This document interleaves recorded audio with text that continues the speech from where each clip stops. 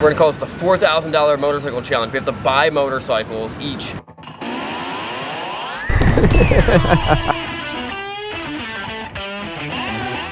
Holy, maybe you did hit something.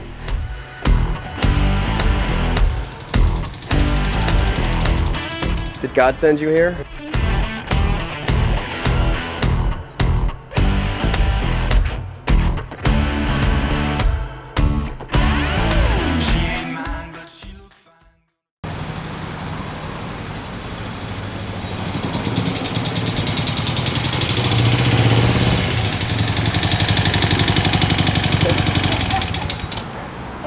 Mine broke.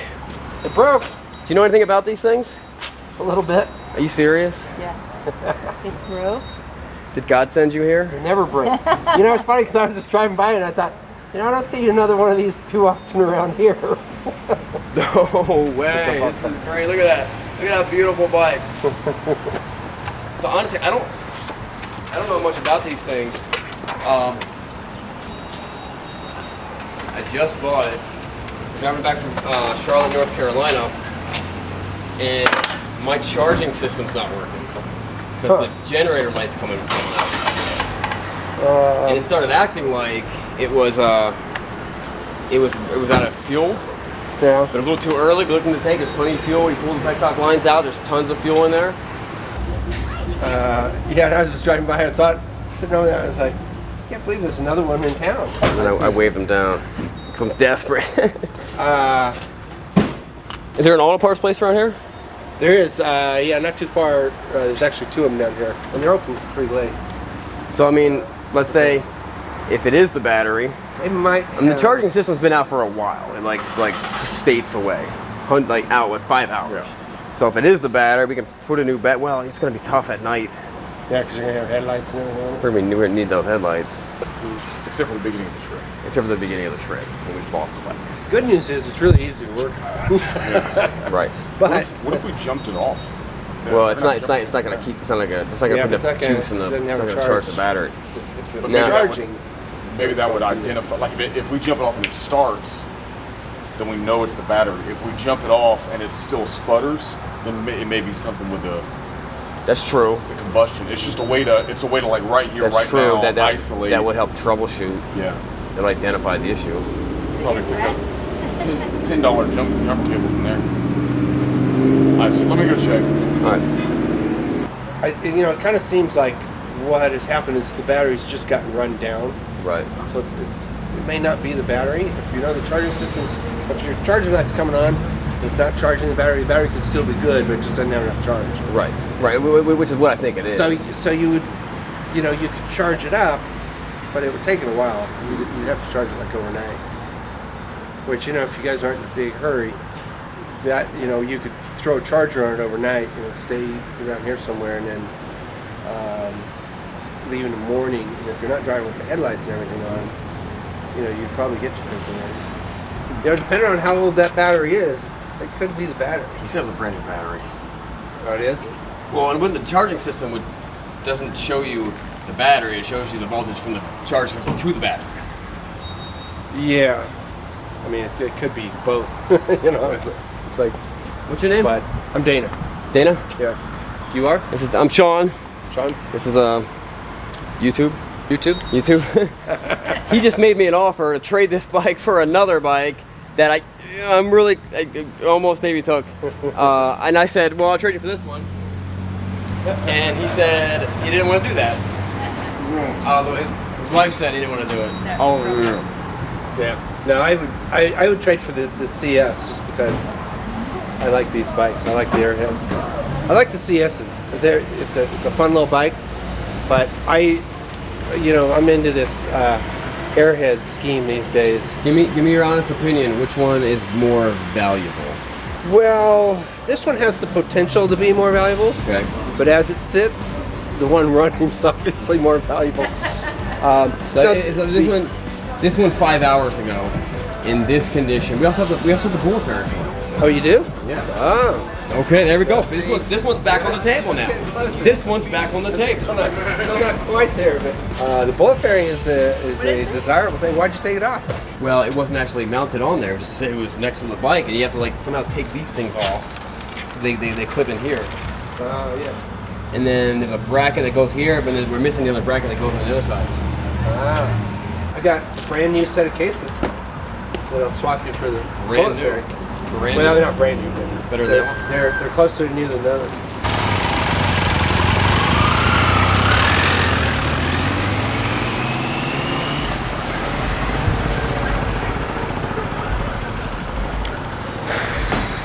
I don't know what's gonna happen. All right, I need some food. So while Sean is out gallivanting around a Sheetz gas station, eating hot dogs and milkshakes, I'm fixing his bike. I rode from the AutoZone, which was about, I don't know, no more than a couple 100 miles away, to here with this thing in my lap. On the way here, there was, in fact, a burning building with a child inside, and duty called. So I did what needed to be done. But you know, I'm not here to talk about that. So they didn't have your battery. Okay. They had one close to it. Okay. Terminals are facing the wrong way, but I got screws that match the terminals. I've hooked it up. It's a motorcycle battery. Let's We'll try to start it. Pretty close. Let's see what happens. Get the key. Other side. See how much I know about it.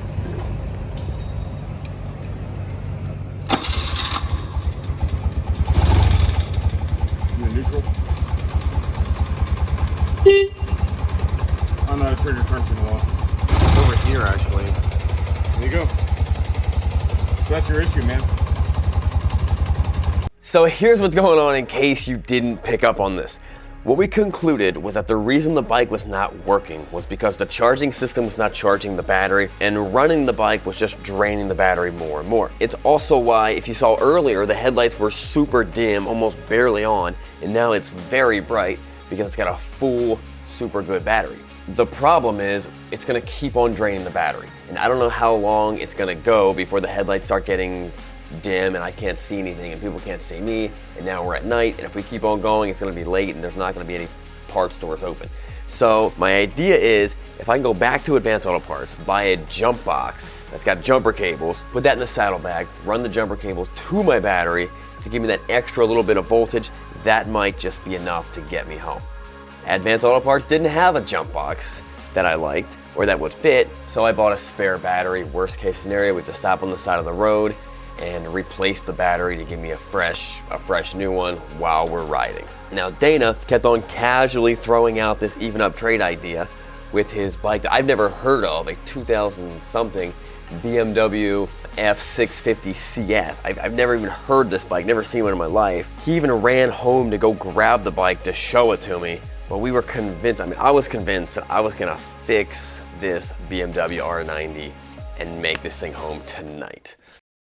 I've always said you need to leave with the girl that brought you to the dance. The problem is, the girl that brought me to the dance kept on breaking down, the battery had to be replaced a couple times, charging system wasn't working right, it was slow, I couldn't brake very well, I couldn't keep up with Jared, and someone wanted to make me a pretty good offer on her.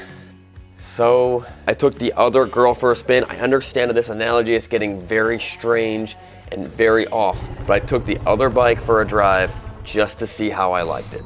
All right, so what was that deal again? I'll give you 400. And then would you return my batteries, and then just like PayPal it to me or something like that?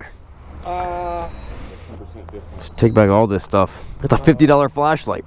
Yeah, so $400. You refund us for the 2 batteries like later, and all right. So we have dealer tags on our bikes.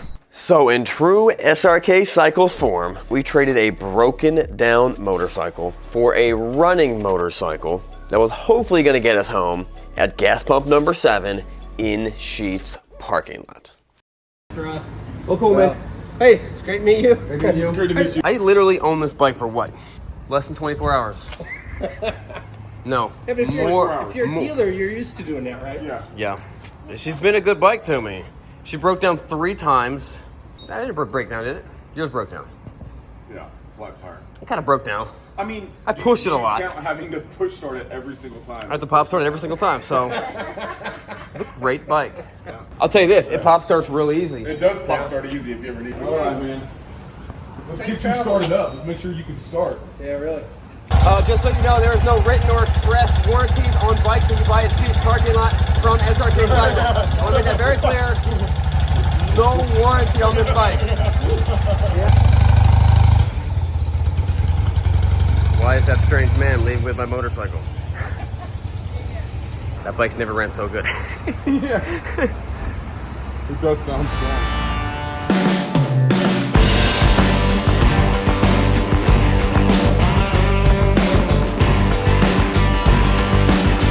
Well, this is a big upgrade from my last hotel. This bike is awesome. Check it out. I didn't want to drive on Route 11 at night. Cougars and whatnot. Someone told me there's cougars out there. You know, we were going to try to go fast, and the visibility is going to be crummy, deer, and stuff like that. So we were going to take 81, and it was so boring. So we decided, you know, let's just go grab a... You got light flares and stuff like that. Whatever. So we just hit up a hotel, relax, hang out, watch some TV, and then in the morning, wrap this trip up with somehow a different bike than what I started with. Today's been crazy. Awesome day, guys.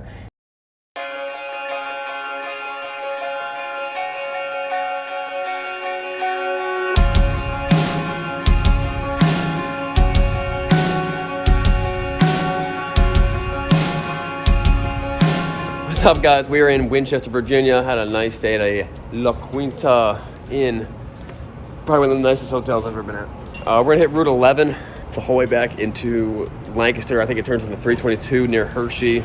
It's gonna be a great drive. I'm shooting to make it back for 12. Think about the shop. Show the guys the bikes. Let's do it. Let's see if my bike starts.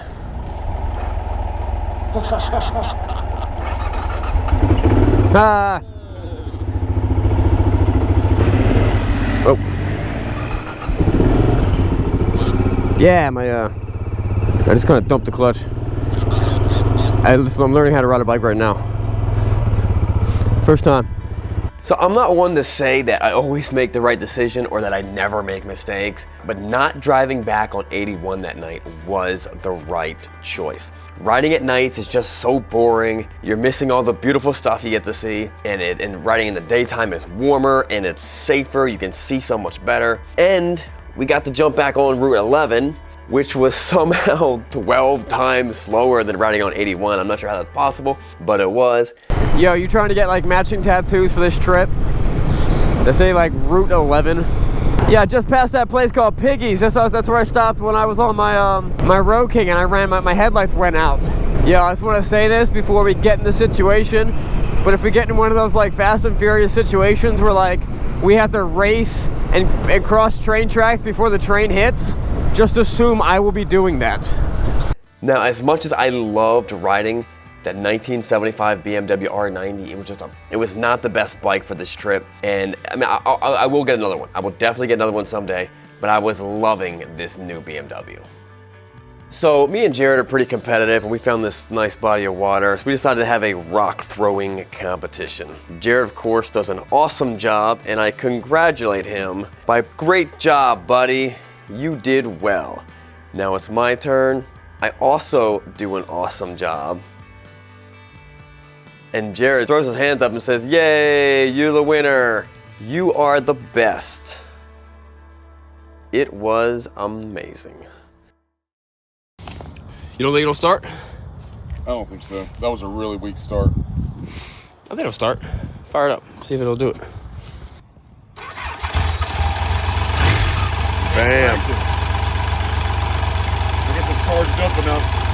So the rest of the trip was pretty uneventful. No more breakdowns, no crashes, just perfect weather, mediocre company, and awesome motorcycles. I couldn't ask for anything more until we found this series of loading docks / motorcycle ramps, and they also even had a grass motorcycle half pipe just for us. It was a blast.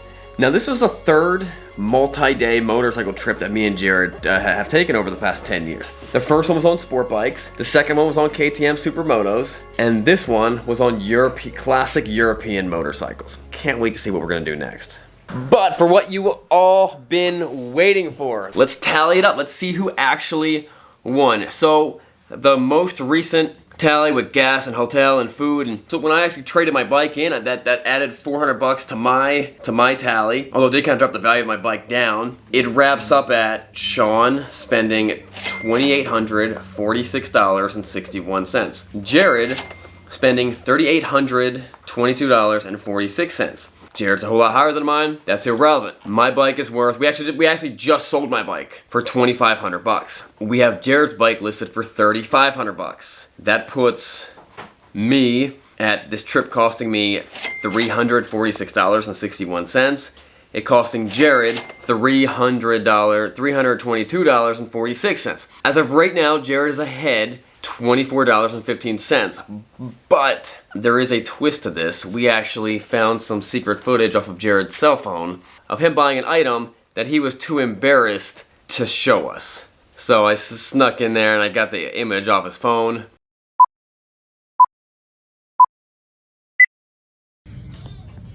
Yes, that's just my size.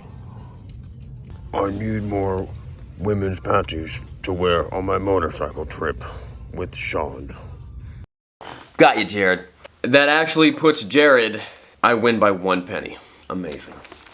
Hold on a second. Did you guys realize what just happened? Me and my buddy went on the best trip ever, and everything went wrong, and it only cost us about $350 a piece. And everything went wrong. If everything went right, save $120 for hotel, save the cost of breakdown, save the tires. It would have been a free trip. It would have been 100% free trip if everything went well. And if you would have spent time buying the bikes right, which we bought the bikes wrong, you know, I mean, we bought them full retail, didn't even question anyone. If you spent time buying the bikes right, you could actually make money going on a trip like this.